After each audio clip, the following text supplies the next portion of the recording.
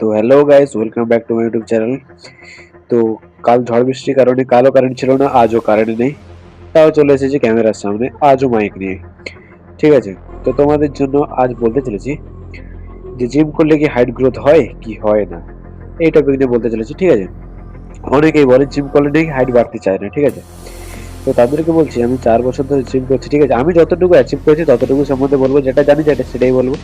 আর যতটুকু আমি নিজে যে যতটুকু অ্যাচিভ করেছি পুরো রিয়েলিটিটাই বলবো তোমাদের। ঠিক আছে, আর তোমাদের কাছে কোনো মিথ্যা কথা শেয়ার করে কোনো কিছু আমার লাভ নেই। আর আমি কোনো স্পন্সরশিপ থেকে কোনো কিছু পাই না বা কোনো কিছু পাওয়ার আশা করি না। ঠিক আছে, তোমাদের থেকে আমি ভালোবাসাটা পেলেই হবে, আর এর বেশি কিছু চাই না।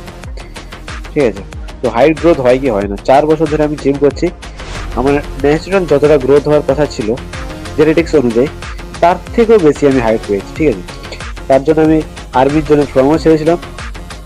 আর আর্মির জন্য ফর্ম ছাড়ার জন্য আমার হাইট যতটা দরকার ছিল ততটা ছিল না, ততটা ছাড়তে পেরেছি ফর্মটা। ঠিক আছে, তো তোমাদেরকে এখনো বলছি, যারা যারা এই জন্য থেমে আছো যে জিম করলে হাইট গ্রোথ হয় কি হয় না, আরে বাচ্চা বাচ্চা যে এক্সারসাইজ খেলাধুলা করছে, সেগুলো একটা এক্সারসাইজ, খেলাধুলা হোক যে কোনো ব্যায়াম হোক, সেগুলো এক্সারসাইজের পর্যায়ে পড়ে। ঠিক আছে, তাদের তো হাইট বাড়তো না। যতটা এক্সারসাইজ করবে ততটা টেস্টোস্টেরন লেভেল বাড়তে থাকবে, তখন হাইট গ্রোথ আরো ভালো হবে। নাকি হাইট থেমে যাবে? ভাই যারা বলো জিম করলে হাইট থেমে যায়, তাদেরকে বলছি মন্দবুদ্ধি। আগে নিজেকে ডাক্তার দেখাও, তারপরে তোমার সমস্যা হয়তো আছে, বাকি কাউকে জাজ করতে যাও না। ঠিক আছে, তো জিম করলে কখনো হাইট থেমে থাকে না, হাইট আর গ্রোথ হয়। তো তুমি তো দেখতে পাবে যারা যারা যত বেশি ওয়েট লিফটার আছে, তাদের হাইট সবচেয়ে বেশি হয়ে থাকে। ঠিক আছে, তাদের বেশি সবচেয়ে হাইট হয়।